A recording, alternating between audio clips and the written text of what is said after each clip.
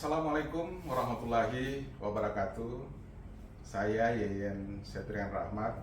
Kali ini saya akan mereview sebuah buku yang berjudul Pengembangan Kawasan Satonda, Studi Implementasi Kebijakan.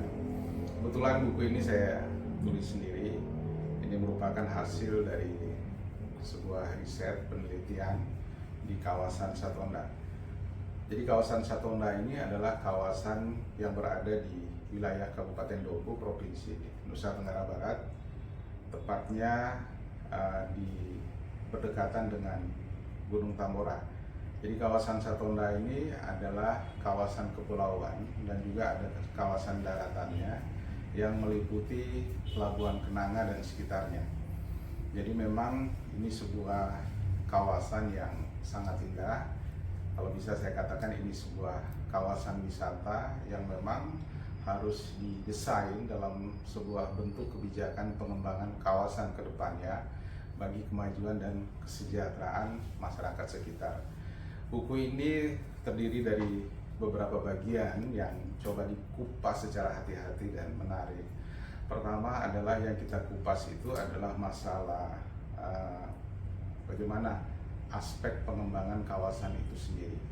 Jadi dari sisi aspek ekonomi dan kepentingan otonomi daerah, itu sejauh mana kawasan ini sangat berfungsi atau berdampak pada masyarakat sekitarnya dan khususnya kawasan-kawasan timur di Indonesia.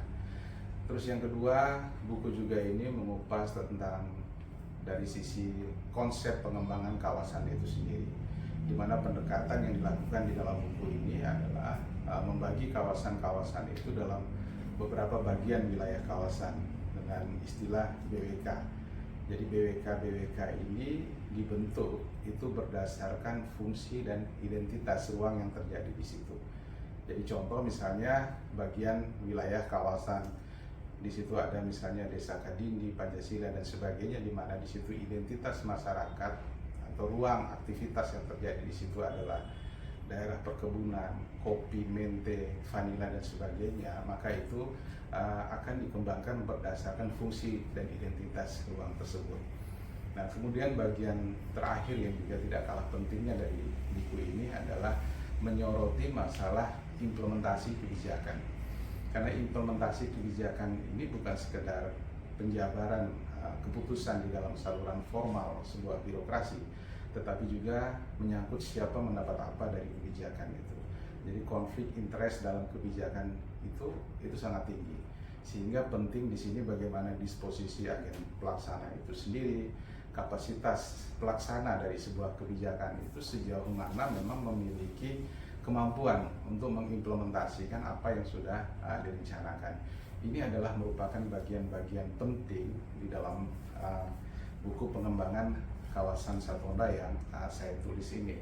Nah, menariknya buku ini adalah bagi pemerintah daerah setempat, khususnya di Kabupaten Dompu dan daerah sekitarnya Kabupaten Bima, saya pikir ini sangat bagus kawasan itu dikembangkan menjadi sebuah kawasan wisata.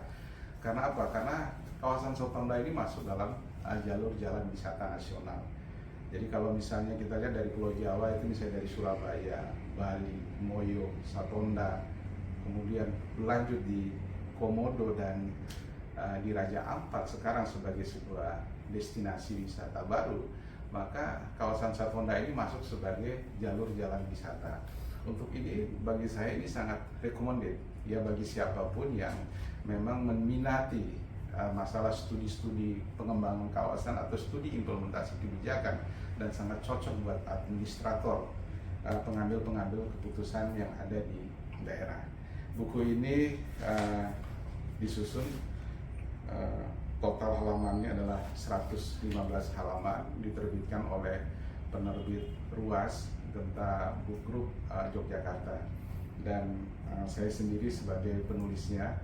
Semoga buku ini bisa menjadi referensi bagi kita semua dan memiliki kemanfaatan bagi semua pihak yang membutuhkan berbagai instrumen atau memperkuat instrumen kebijakan di daerah.